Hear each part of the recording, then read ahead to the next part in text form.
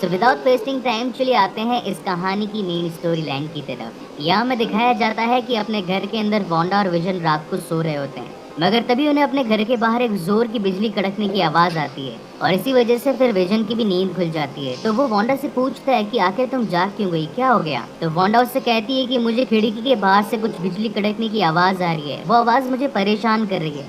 तो वहां पर विजन कहता है कि रुको मैं देखता हूँ, और वो खिड़की खोलकर बाहर देखता है, मगर उसे कुछ भी पता नहीं चलता। मगर एकदम से एक और बिजली कड़कने की जोर से आवाज आती है और इसी बात से विजन भी डर जाता है और वो डर कर अपने कंबल में घुस जाता है।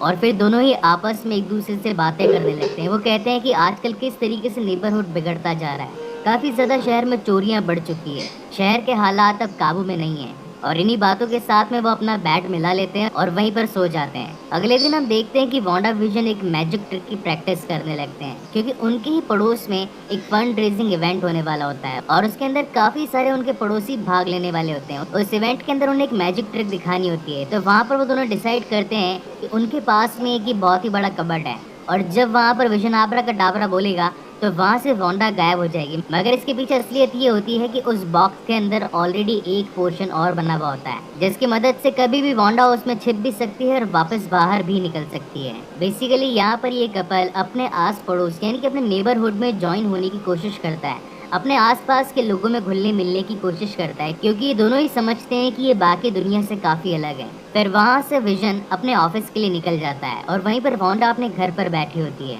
और तभी एकदम से वांडा को एक आवाज आती है। तो वो सुनकर घबरा जाती है, तो वो अपने घर से बाहर निकलकर उस आवाज के पीछे जाने लगती है। तो उसे पता चलता है कि झाड़ियों में एक हेलीकॉप्टर गिरा पड़ा है।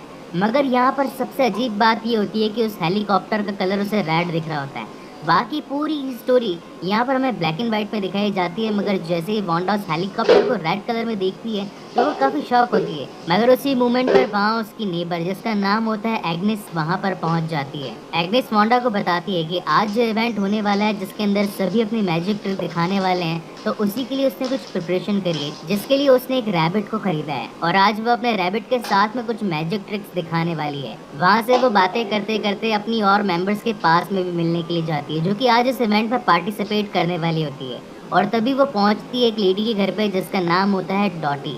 बेसिकली डॉटी उन सभी घरानों में से एक उच्च घराने की होती है, क्योंकि उसका दबदबा काफ़ी ज़्यादा होता है। बेसिकली वो उन लेडीज़ में एक अलग ही स्थान रखा करती थी। इसी वजह से ना वांडा की डॉटी से बनती है और ना डॉटी की वांडा से। वो दोनों जब आपस में बातें भी करते हैं तो उनकी बातों में एक अलग सा टोन झलकता है। इसके बाद में वो सभी यूनाइट होती है और यूनाइट होकर आज के इस होने वाले इवेंट के बारे में बातचीत करने लगती है। वहीं दूसरी ओर विजन अपने शहर के वेस्टर्न पब्लिक लाइब्रेरी में पहुंचता है, जहाँ पर उससे पता चलता है कि यहाँ कुछ लोगों की मीटिंग है। बट बेसिकली वो इस मीटिंग का पार्ट नहीं होता, मगर फिर भी वो उन सभी के साथ में बैठ जाता है, क्योंकि वहाँ पर उसके काफ़ी सारे कलीग्स होते हैं। और बातों ही बातों में एक शख्स विजन को एक च्युइंगम ऑफर करता है और विजन उस बात को ठुकरा नहीं पाता और वो उस च्युइंगम को ले लेता है और चबा लेता है। अब होता ये है कि बेसिकली विजन का जो शरीर होता है वो पूरी तरीके से एक मैकेनिकल डिवाइस होता है, और जैसे ही विजन उस च्युइंगम को खाता है तो उसके सिस्टम के अंदर वो पूरी तरीके से च्युइंगम चिपक जाती है। इस वजह से उसके अंदर ग्लिचेस आता है। अब क्योंकि विजन खुद एक रोबोट होता है, कंप्यूटर होता है, इसी वजह से उस च्युइंगम का उसके शरीर पर काफी बुरा असर पड़ता है। वहीं दूसरी ओर सीन शिफ्ट होता है वांडा पर, जो कि अपनी फ्रेंड्स के साथ में बैठकर आज के होने वाले इवेंट पर बातें करी रही होती है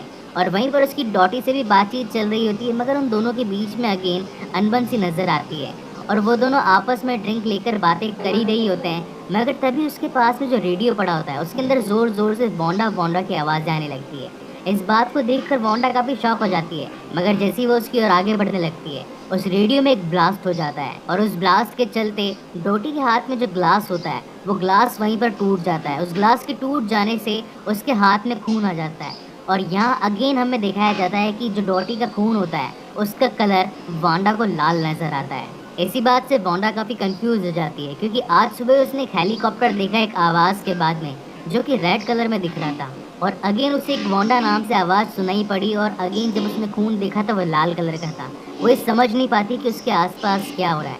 और फिर अगेन एक और एडवर्टीजमेंट आता है जो कि एक घड़ी का होता है और वो घड़ी बनाई होती है हाइड्रा ने, जिस पर स्ट्रकर नाम से ब्रांडिंग भी होती है। ऐसा ही एक एडवर्टाइजमेंट हमने फर्स्ट एपिसोड में भी देखा था, जो कि पोस्टर का था, जो कि स्टार्क इंडस्ट्रीज के थ्रू बनाया गया था। और वहीं अगले मोमेंट पर उस फंड रेजर इवेंट की शुरुआत हो जाती है। सभी लोग अपनी अपने तरफ से जो उन्होंने प्रिपरेशन करी होती है वो पेश करने लगते हैं, एक एक अपनी अच्छी अच्छी मैजिक ट्रिक्स दिखाने लगते हैं।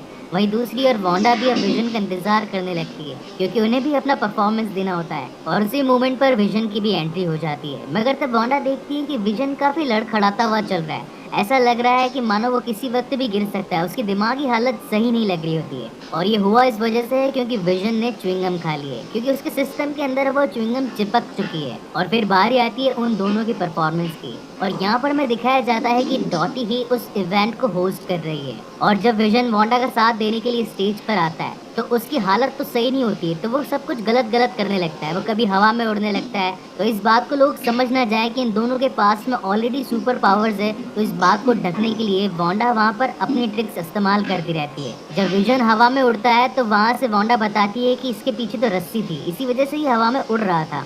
इसके बाद में विजन एक पियानो उठा लेता है, मगर इस बात को भी कवर करने के लिए वांडा उस पियानो को पूरी तरीके से गायब करके एक कार्डबोर्ड बना देती है। वो कहती है कि ये तो सिर्फ एक पतला सा टुकड़ा था। इस बात को देखकर पब्लिक भी काफी ज्यादा एंजॉय करने लगती है। और फिर थोड़ी देर के अंदर विजन अपने पेट से एक हैट भी निकाल लेता है, लेकिन इस बात को भी वांडा अपने हिसाब से हैंडल कर लेती है। और ऐसी ही कई सारी ट्रिक्स वो दिखाते जाते हैं, और पब्लिक को ये लगने लगता है कि ये सब कुछ एक पार्ट है उनके परफॉर्मेंस का। और फिर बारी आती है इस एक्ट की, जो कि इस एपिसोड की स्टार्टिंग में हमें दिखाया गया था, जहाँ पर वांडा विजन एक कैबिनेट के साथ में गायब होने की प्रैक्टिस कर रहे होते हैं।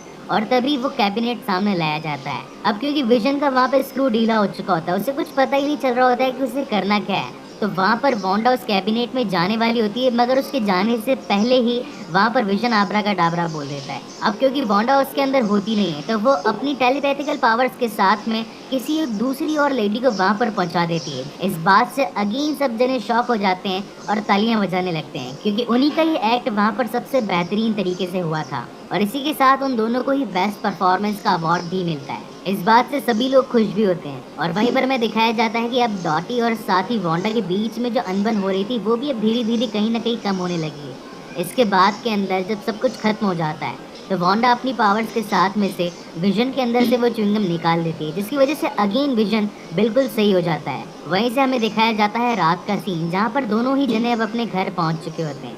और यहाँ पर दोनों आपस में बातें करने लगते हैं, जहाँ पर वांडा विजन को ये बताती है कि वो प्रेग्नेंट हो चुकी है। वो दोनों ही अपने इस प्यार के मोमेंट को एंजॉय करने लगते हैं। वो एक दूसरे से बस किस करने ही वाले होते हैं, मगर तभी वहाँ पर उन्हें अगेन एक बहुत ही जोर की आवाज़ आती है। तो दोनों ही जने अपने घर से बाहर निकलकर चेक करते हैं कि आखिर ये आवाज़ कहाँ से आई।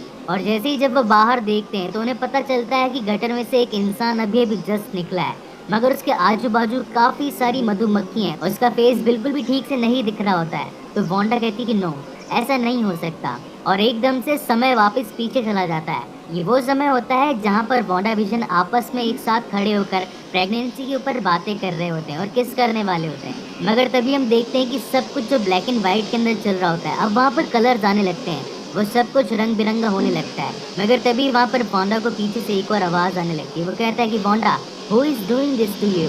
तो इस बात का वांडा जवाब नहीं दे पाती, और वहीं पर उन दोनों के बीच में एक और किस होता है। और इसी के साथ ये एपिसोड यहीं पर खत्म होता है।